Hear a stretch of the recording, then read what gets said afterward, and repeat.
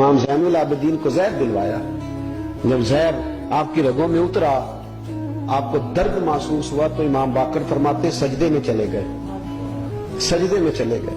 मैंने कहा हुजूर इतनी तकलीफ है, आप ये क्या कर रहे हैं? फरमाने लगे मैं सोचता था मैं जिहाद पे नहीं निकला तो कहीं बिस्तर पे मुझे तभी मौत ना आ जाए। मेरा दादा भी शहीद, मेरा वालिद भी शहीद, मेरे ताया भी शहीद, मेरे भाई भी शहीद, मेरे फुफी दाद चचा दाद भी शहीद। मैं सोचता था कहीं तभी मौत ना चला जाऊं।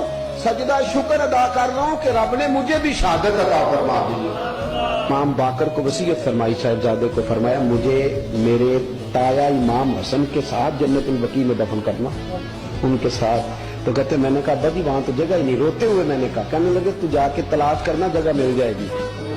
फरमाते मैं पहले जन्नतुल बकी जाता था तो कब्रें साथ साथ मिली हुई नजर आती थी। इमाम ज़ैनुल आबिदीन के विसाल के बाद गया तो मुझे पूरी कब्र की जगह नजर आई।